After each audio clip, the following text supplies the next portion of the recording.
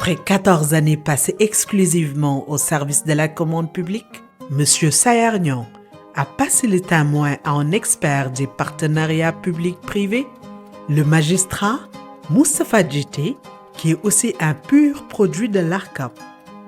M. Saher Niang fut directeur général de l'ARMP de 2011 à 2022, puis directeur général de l'ARCOP de 2023 à 2024.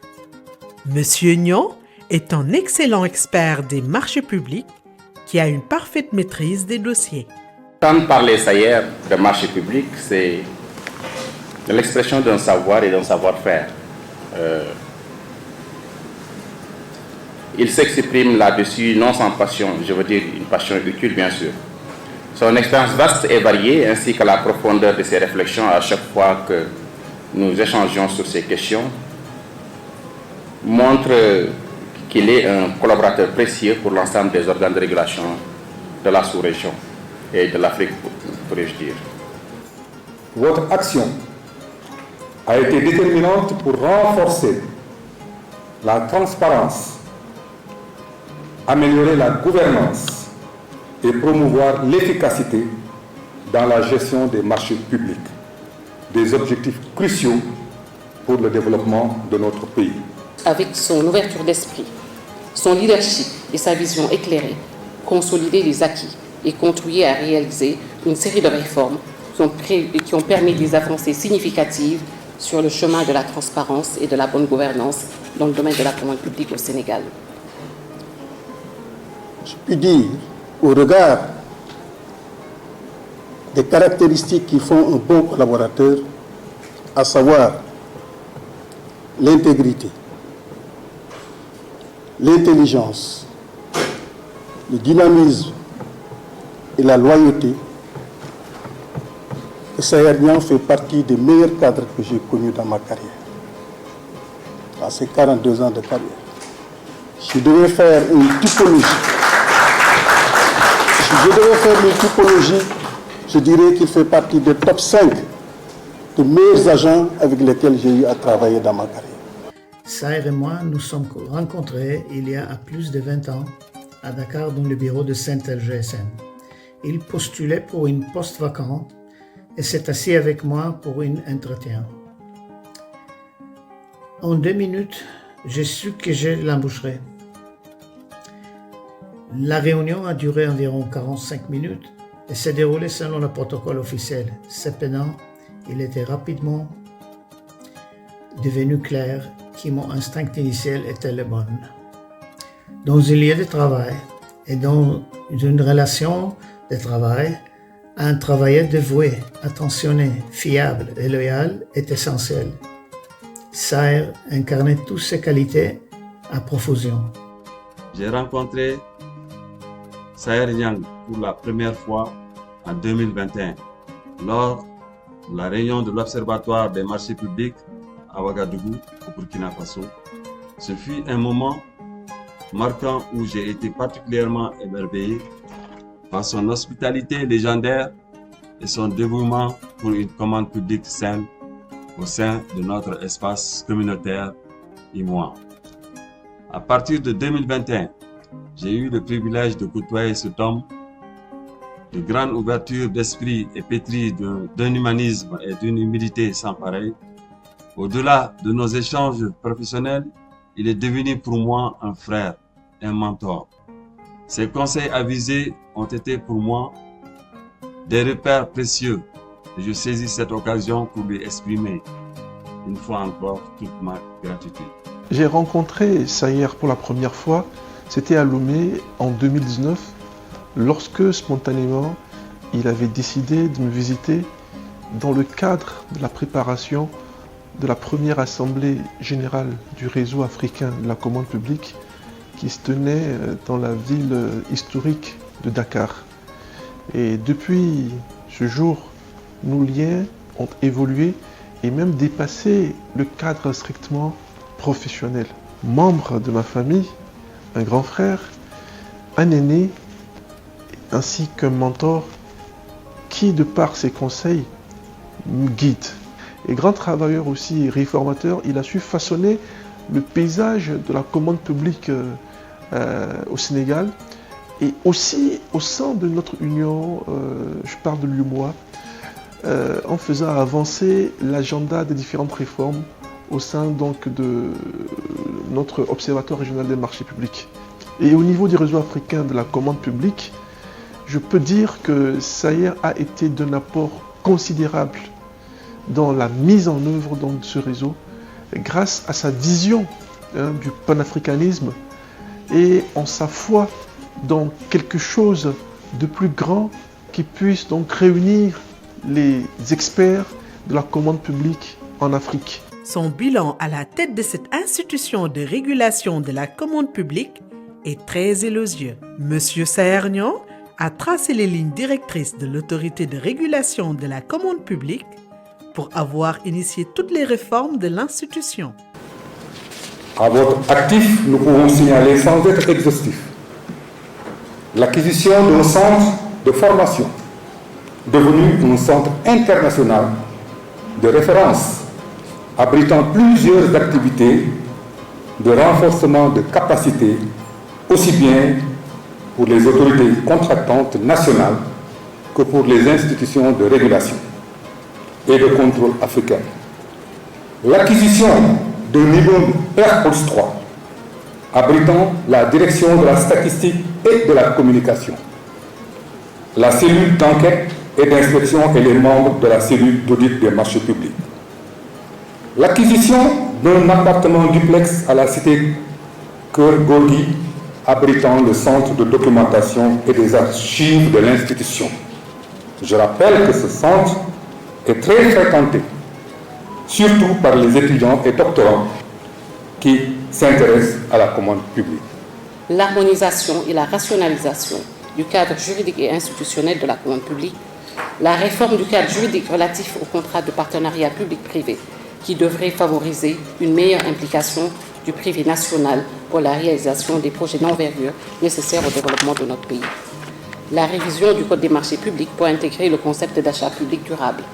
La dématérialisation intégrale des procédures de passation de la commande publique actuellement en phase de lancement et dont la mise en œuvre devrait permettre plus de célérité et de transparence dans le déroulement des procédures. L'élaboration d'un projet de mise en place de centrales d'achat pour optimiser encore davantage la dépense publique.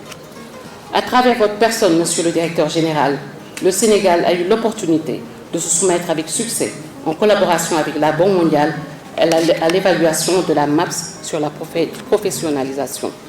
En termes d'innovation, vous avez favorisé, entre autres, la mise en place d'un bulletin des décisions annuelles qui commente les décisions du CRD. L'introduction dans le giron de la commande publique des offres spontanées, des marchés clés en main assortis de financement, des marchés GINIS, l'introduction des normes environnementales et la discrimination positive en faveur des femmes, des jeunes et des PME à travers la fixation de quotas et marchés réservés pour ces catégories. D'ailleurs, le décret d'application vient d'être publié et j'invite le nouveau DG à veiller scrupuleusement à sa mise en œuvre. L'introduction d'un plan stratégique de l'institution, d'un statut propre au personnel de l'ARCOP.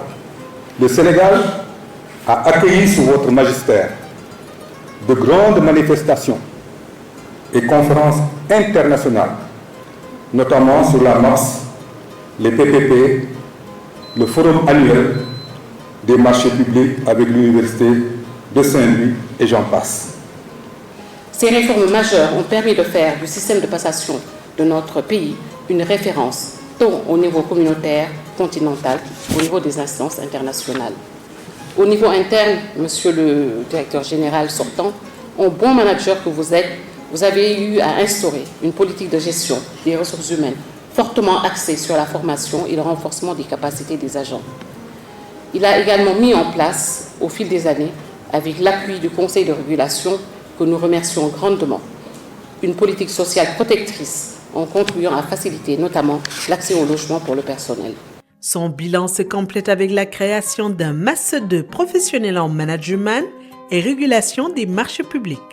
ARCOP, ENA, UCAD d'un Master 2 professionnel en ingénierie de la commande publique, ARCOP, UGB, d'un Master en commande publique et gestion des finances publiques, ARCOP, UIDT, ARD, d'une formation des assistants en passation des marchés publics. Le désormais ancien directeur général de l'ARCOP a marqué de ses empreintes la régulation des marchés publics au Sénégal, en Afrique et dans le monde. Son leadership et ses compétences ont permis à l'ARCOP de s'imposer au sein de l'UEMOA et dans d'autres organismes de référence mondiale. Grâce à votre leadership et à vos compétences reconnues, le Sénégal s'est imposé comme une référence au sein de l'UEMOA en matière de régulation de la commande publique. Vous avez su renforcer la confiance des acteurs économiques et institutionnels en établissant des règles claires et équitables et en œuvrant pour une plus grande transparence dans l'attribution des marchés publics. De 2011 à 2022, il a propulsé l'ARMP dans un contexte où tout le monde avait les yeux rivés sur le Sénégal. Et les performances de l'ARMP qui lui sont imputables et qui sont imputables à toute l'équipe ont été magnifiées un peu partout. Je suis bien placé pour pouvoir le percevoir, ayant eu à travailler jusqu'à présent au niveau régional et au niveau africain. Le modèle sénégalais est reconnu par toutes les autorités de régulation de notre continent qui viennent régulièrement en visite d'immersion au Sénégal. Et pour la petite histoire, on reçoit actuellement une délégation togolaise. Notre modèle est également reconnu par les partenaires techniques et financiers. Votre attachement, Monsieur le Directeur Général, à la qualité et au travail bien fait ont également permis à l'institution d'avoir la certification ISO 9001, certification qui représente une consécration pour toute structure qui se veut performante et crédible. Le secret de la réussite du management de M. Sayernian réside dans la quête perpétuelle de connaissances et sa passion pour la formation. Lorsque j'étais, je crois, secrétaire général, directeur général de la LONASE, il est venu me voir un jour dans mon bureau et il m'a dit, DG ou SG, je ne me souviens plus, le mercredi, nous n'avons pas de jeu. Est-ce que vous ne pouvez pas rassembler le personnel cadre au niveau de la salle d'exploitation pour nous donner des cours de management? J'ai accepté et pendant une bonne période, je leur ai dispensé des cours. Au-delà de ses qualités professionnelles, il est très pieux, sociable, humble et respectueux. Un homme avec une confiance inébranlable en Dieu. Il est toujours serein, quelles que soient les situations, et très pieux. On s'arrêtait, je me souviens, dans presque toutes les mosquées de la route pour faire nos prières. Ce sont surtout ces qualités humaines qui retiennent l'attention et qui sont inspirantes, Monsieur le Directeur Général. Humilité, respect, bienveillance, sérénité et générosité intellectuelle. Les qualités indéniables de leader et de visionnaire de M. Sayernian ont été des sources d'inspiration pour ses agents dont j'ai l'insigne honneur de faire partie. Sayer, c'est un homme merveilleux, bienveillant et très humaniste, qui sait s'occuper des autres. Il sait se faire entourer et aussi il sait faire grandir ses collaborateurs, ce que j'ai beaucoup apprécié en visitant souvent la République du Sénégal.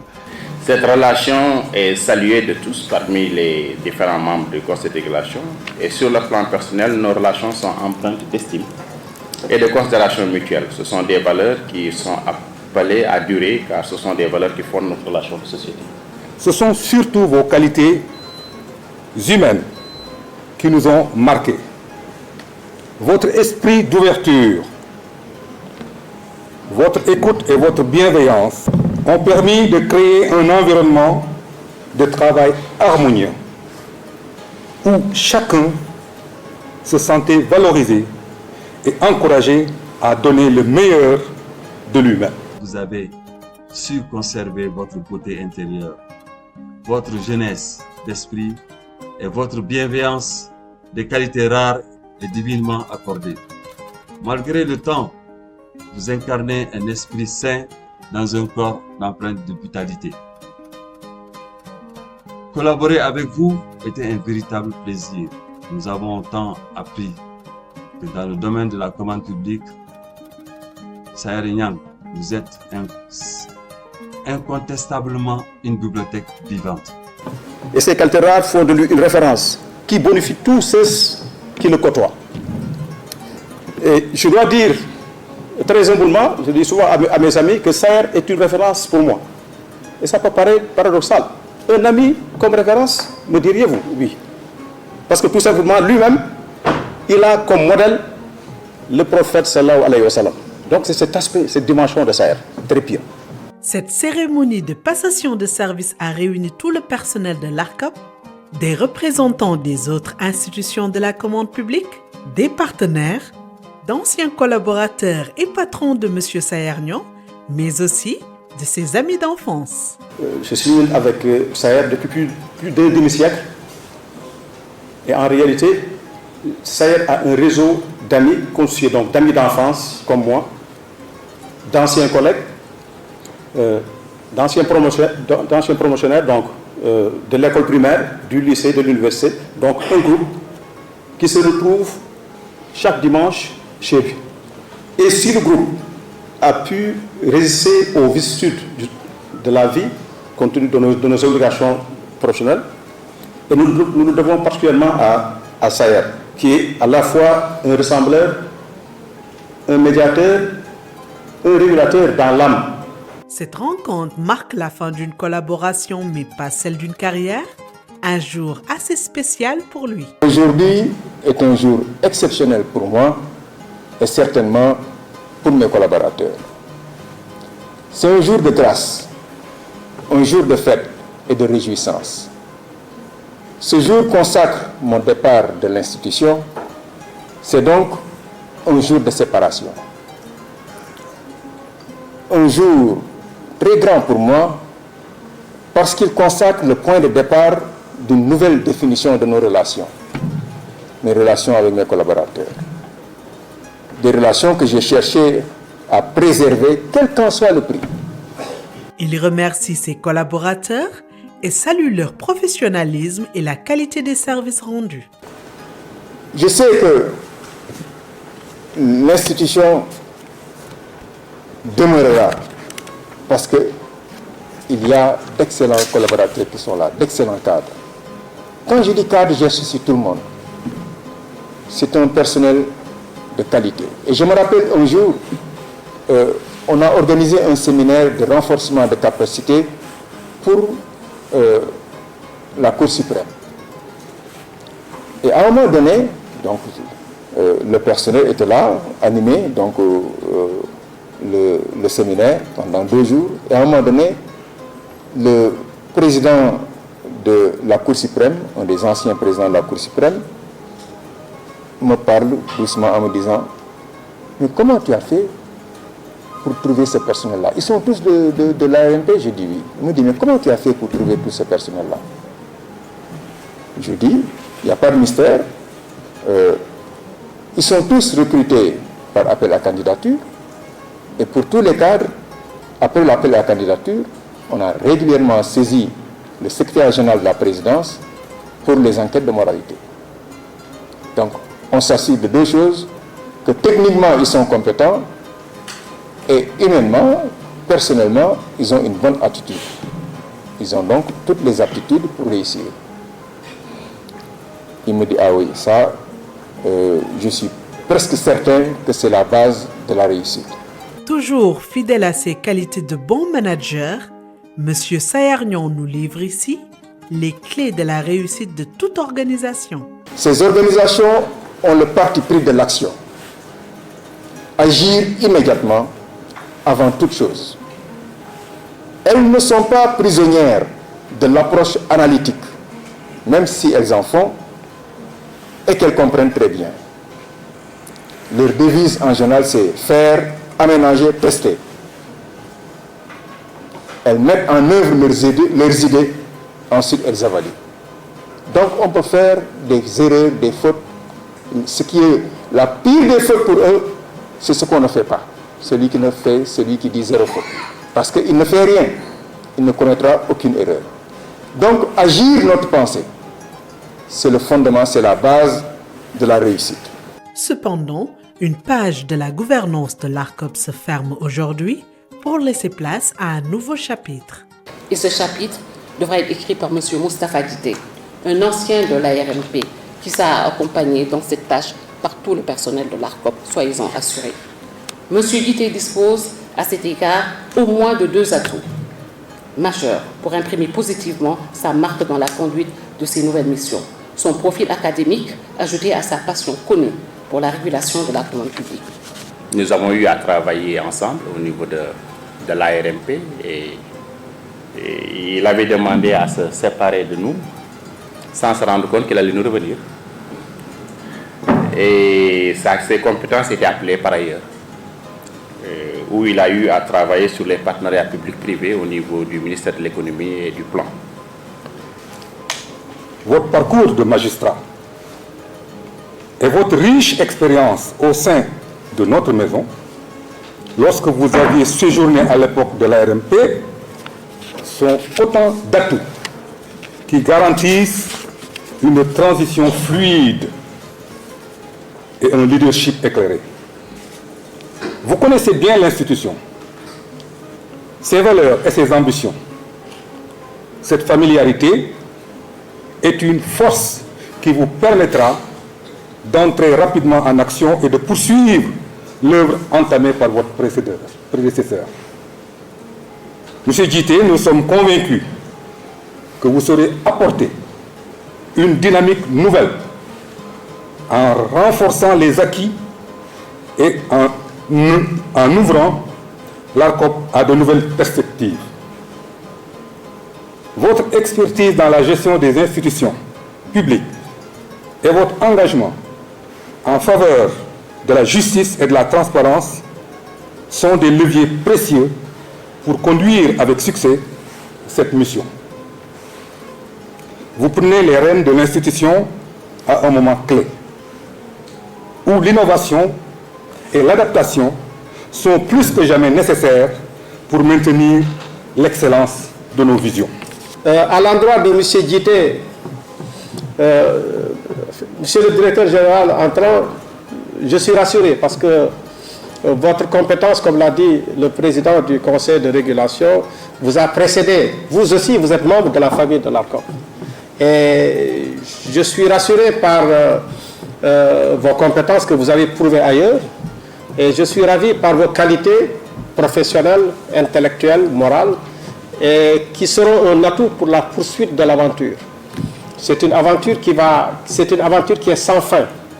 Je crois que si les autorités vous ont choisi, c'est sur la base de références claires, nettes et précises, relatives à votre compétence, à votre sérieux et à tout ce que vous avez pu faire avant en tant que magistrat, mais aussi en tant qu'agent de cette institution.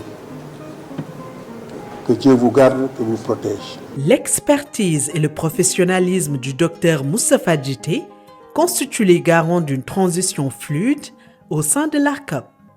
À cela s'ajoute le parcours du nouveau directeur général qui n'est point un secret pour le directeur sortant, M. Sayar Niang. Un jour, vers 19h30, je reçois un coup de fil. Quelqu'un au téléphone me dit « Bonjour, monsieur le directeur général ». Je dis « Oui, bonjour ». Il me dit « Je m'appelle Moustapha Dité ». Je dis « Ah, d'accord, monsieur Dité, ça va ?»« Oui, très bien ». Il me dit « Je vous appelle parce que je viens de visiter votre centre de formation et je pense être intéressé par le programme du master en marché public que vous dispensez. Je me suis toujours intéressé aux problématiques des marchés publics et je voudrais échanger avec vous sur la question. » Je dis très bien. Il me dit je suis intéressé et je voudrais voir un peu les modalités. Est-ce qu'il est possible d'avoir une bourse pour accéder donc à cette formation dont le coût est assez élevé, c'est à 3 millions. À l'époque, j'étais juge à Mbour. Et donc, j'ai dit, bon, demandez au président du tribunal de m'envoyer un courrier pour dire qu'il souhaiterait donc, que vous soyez inscrit dans ce programme de master, et puis, bon, voilà, etc. 2 jours après, je reçois la lettre du président, et je confirme, oui, on lui offre la bourse. Il a raison. C'est lui qui m'a offert la bourse qui m'a permis de faire le master sur les marchés publics. Et il vient, il fait le master. Tous les jours, il quitte Mbour pour venir à Dakar, suivre les cours et repartir. Et je me rappelle quand j'ai quitté le tribunal pour venir à Dakar faire le master, le temps d'un après-midi, pour retourner le même jour, certains collègues se disaient que moi j'étais fou. Parce qu'à l'époque, il n'y avait même pas l'autoroute. Il fallait prendre la route nationale. Plus tard, j'ai appris que c'est comme ça, instituteur au départ, il s'est inscrit à l'université, il n'a jamais été allé au cours, il a toujours cherché ses livres, s'organisé pour avoir les cours, appris par lui-même jusqu'à sa maîtrise. Et c'est comme ça qu'il a fait le concours de l'ENAM, il a réussi et qu'il est devenu procureur.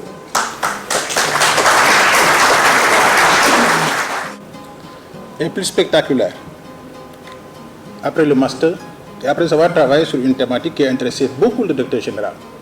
Parce que le directeur général est cet homme qui cherche, chaque fois qu'il tombe sur quelque chose qui est de nature à bonifier la commande publique, mais il s'empresse à l'intégrer et à l'enlever. Il est venu au tribunal de Mbour, comme par hasard. Je l'ai reçu dans mon bureau. On parlait des marchés publics. Il me dit, mais je dis, mais je suis en train de faire un master sur les marchés publics. D'ailleurs, je travaille sur l'urgence dans les marchés publics. À l'époque, c'était en 2014. À l'époque, la question de la célérité des procédures était une préoccupation forte des autorités. Il me dit, mais M. Djité, ça, il faut qu'on cherche le moyen qui permet d'intégrer ça dans le dispositif applicable au marché public. Et comme ça, quelques mois plus tard, 1 an après ou 2 ans après, depuis mon salon, je reçois un appel du directeur général. Je l'appelle et je dis, M. Djité, je dois lancer un appel à candidature parce qu'on doit renforcer notre équipe par de bons juristes.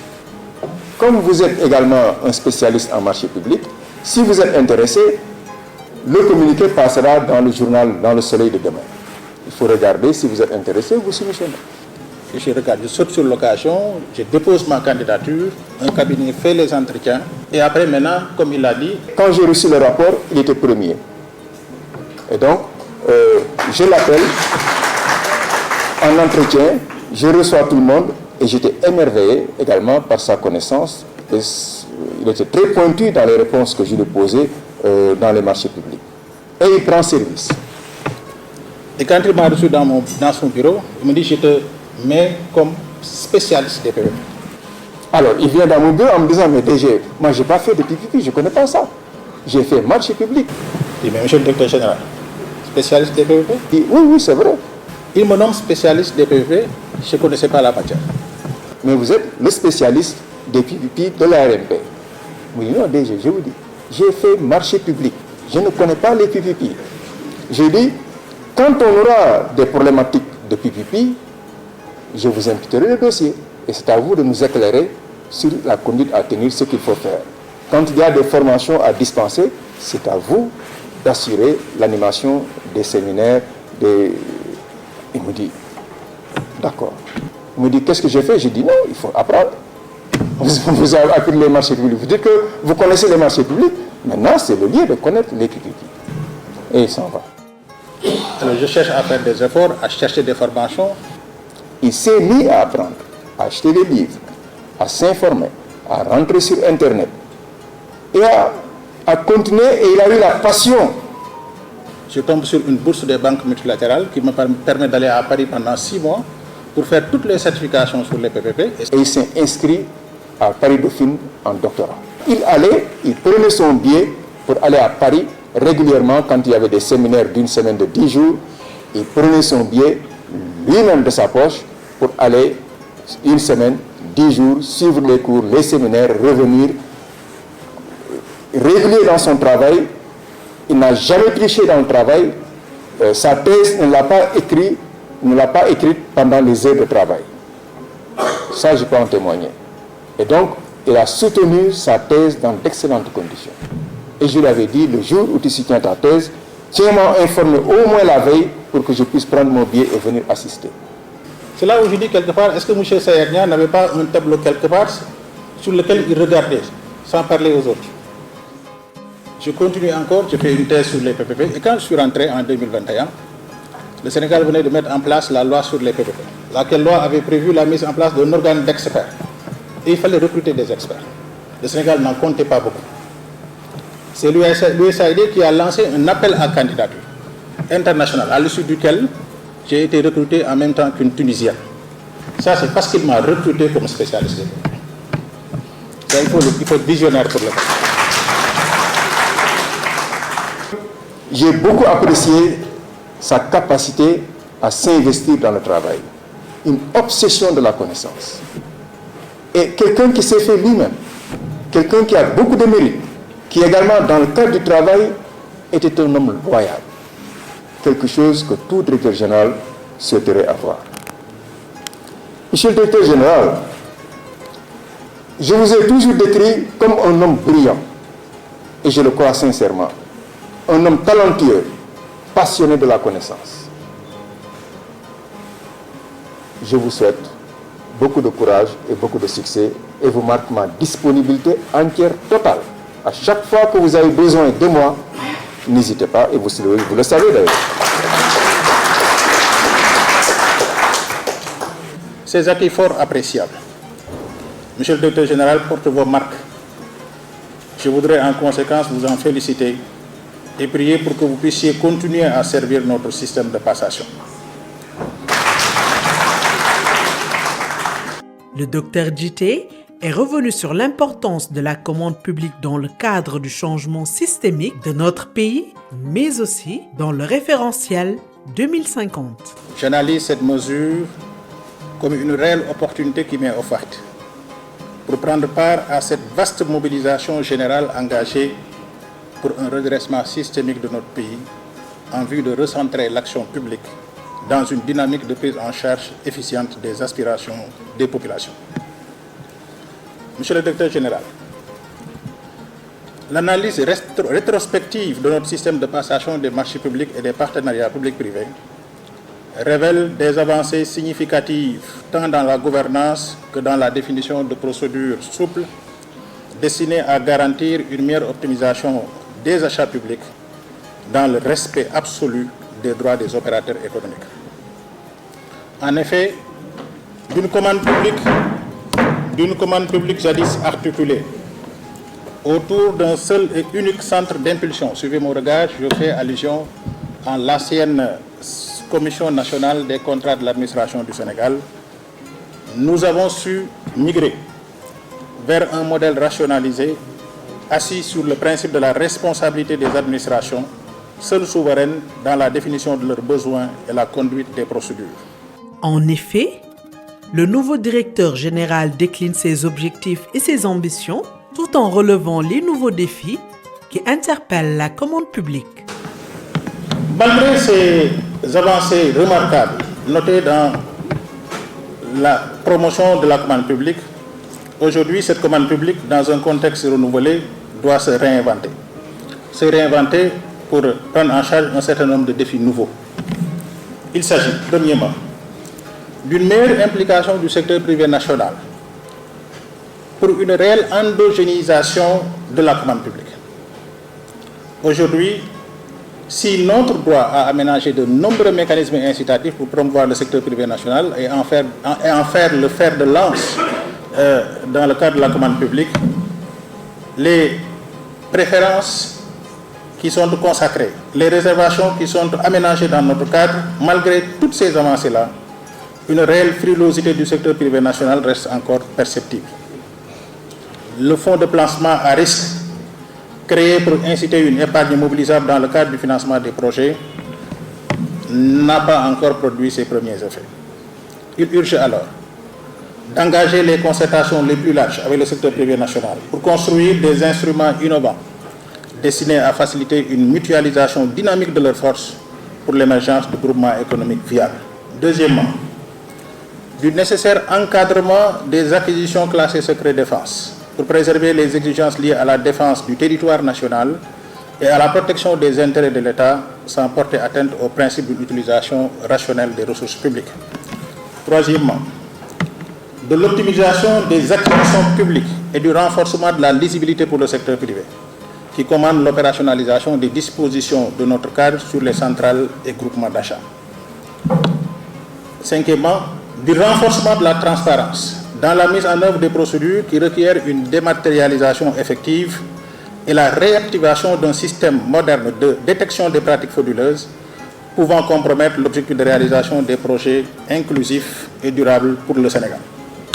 Le mécanisme de la déclaration des bénéficiaires effectifs consacré par la loi mérite d'être opérationnalisé en relation avec toutes les administrations concernées, notamment les impôts et domaines et le secteur extractif. De la redynamisation de l'appui conseil dans l'accomplissement de nos missions pour anticiper sur les difficultés d'exécution des procédures. Cette exigence trouve un intérêt renouvelé dans un contexte où le gouvernement entend accorder une place de premier ordre au PPP dans la stratégie Sénégal 2050. Par une démarche proactive, l'institution pourra réussir une prise en charge précoce des situations conflictogènes et dans la foulée éviter des recours qui retardent inutilement la réalisation des projets publics. La poursuite du processus de professionnalisation des acteurs en concevant des formations adaptées aux décideurs qui sont responsables en dernier ressort des choix auxquels les membres des organes de la commande publique cherchent à donner corps. Une bonne maîtrise des procédures par ces hauts responsables assure un excellent portage de nos projets et une facilitation de leur mise en œuvre.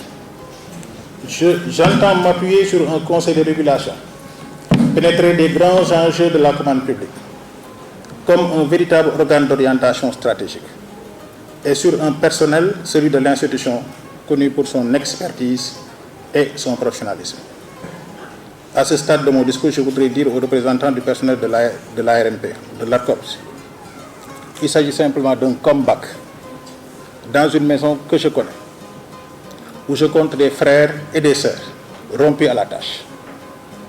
Je vous invite tous, tant que vous êtes, considérant que vous êtes tous des talents, je vous invite à la mobilisation générale pour inscrire la commande publique dans des perspectives encore beaucoup plus heureuses. Je vous remercie. Monsieur Sayar-Niang quitte l'ARCOP avec le sentiment d'une mission accomplie. Il a marqué les commandes publiques en Afrique et dans le monde pour avoir été l'initiateur et le premier président du réseau africain de la commande publique. RACOP, premier président du cadre de concertation des régulateurs du Sénégal, représentant des pays du tiers-monde dans le conseil d'administration de l'Organisation de coopération et de développement économique, OCDE, membre de l'Observatoire régional des marchés publics, ORMP. Nous avons voulu voler la vedette au personnel en gardant une surprise qui était la nôtre. C'est que dans le conseil de régulation, nous avons décidé d'en faire de Sayer un formateur honorifique au niveau de l'ARCOP, mais également de donner le nom de l'amphithéâtre à M. Sayar-Niang. Donc désormais, la salle s'appellera l'amphithéâtre Sayar-Niang.